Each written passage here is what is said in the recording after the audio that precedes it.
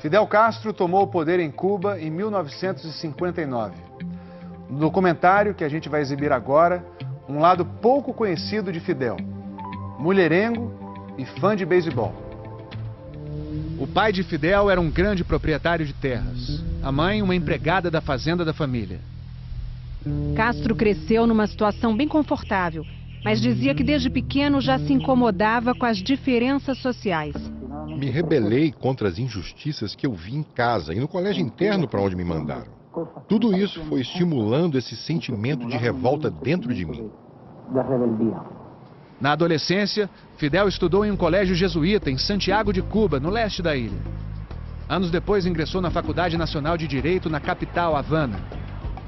E foi lá que ele se deparou com uma realidade muito dura. A Havana dos anos 40 era tomada pela indústria do jogo, um reduto de mafiosos americanos. Ao lado de tudo isso, existia muita pobreza. O jovem estudante de direito começou a denunciar a corrupção e a organizar manifestações nacionalistas. Um temperamento caliente que também chamava a atenção das mulheres. Eu me atrevo a dizer que o Fidel era um dos jovens mais charmosos da Universidade de Havana, mas ele tinha outra característica muito atraente: a oratória. Fidel aprendeu desde cedo a técnica de discursar e falar o que as pessoas queriam ouvir. A figura carismática fisgou uma jovem estudante de filosofia. Mirta Dias Balart foi a primeira esposa de Fidel. Casados em 1948, foram passar a lua de mel nos Estados Unidos.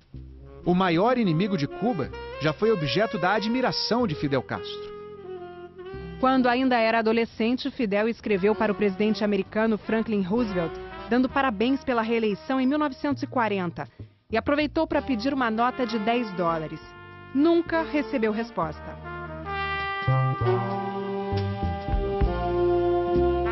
Fidel também era bom jogador de beisebol e cogitou virar profissional nos Estados Unidos. O beisebol sempre foi um esporte popular em Cuba e um dos favoritos de Fidel. Um dos times mais importantes dos Estados Unidos, os New York Yankees, chegou a fazer uma oferta pelo passe dele. Mas Fidel preferiu ficar em Cuba e continuar advogando para os pobres. A ambição dele por mudar a sociedade estava apenas começando. O grande alvo era o então ditador cubano Fulgêncio Batista, aliado da máfia que governava o país como uma colônia americana. Uma primeira tentativa de golpe em 1953 não deu certo e Fidel Castro foi preso. Usou o ano e meio em que ficou atrás das grades para trocar correspondência com um novo amor. Ele me mandava cartas muito sentimentais, cheias de paixão. Era uma relação intelectual, diferente das outras. Depois de solto, Castro assumiu o novo relacionamento e buscou exílio no México para fugir das ameaças de morte. Foi lá que Fidel conheceu a figura que ia mudar sua trajetória: o médico argentino Che Guevara.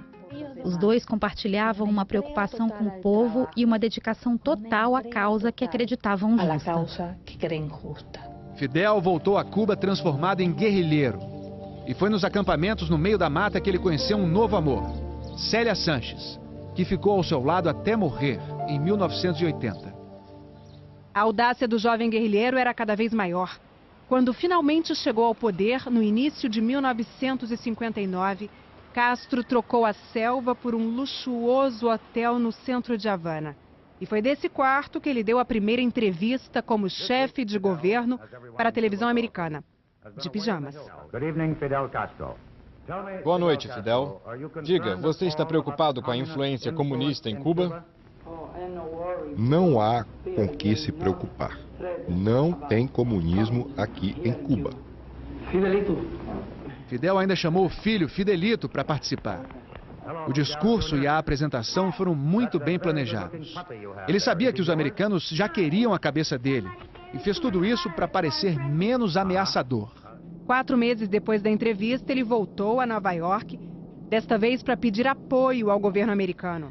Mas o então vice-presidente americano, Richard Nixon, não deu muita atenção. Era o começo de um conflito que duraria mais de 50 anos.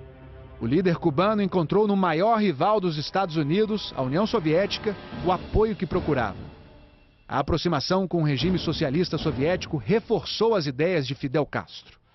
Ele diminuiu drasticamente a desigualdade social, erradicou o analfabetismo e criou um sistema de saúde que até hoje é modelo para vários países da América Latina. Mas tudo isso teve um alto custo. Castro não poupou os opositores ao seu regime. Mandava prender ou matar os adversários. Surgia então o ditador mão de ferro Fidel Castro, que enfrentava os Estados Unidos. Em 1962, no auge da Guerra Fria, a União Soviética instalou mísseis atômicos em Cuba, deixando o mundo à beira de uma guerra nuclear. Os soviéticos acabaram retirando os mísseis e tiveram que acalmar Fidel, que exigia um ataque contra os Estados Unidos. Nos anos seguintes, foram centenas as tentativas americanas de assassinar o ditador cubano. Mas Fidel Castro continuou no poder, firme e forte, por décadas, ganhando respeito dos inimigos. Nos raros encontros com a imprensa estrangeira, fazia questão de parecer despreocupado. É verdade que você sempre usa colete à prova de balas? Não, veja, o que eu uso é um colete moral. No final dos anos 80, a Guerra Fria já estava nos últimos dias.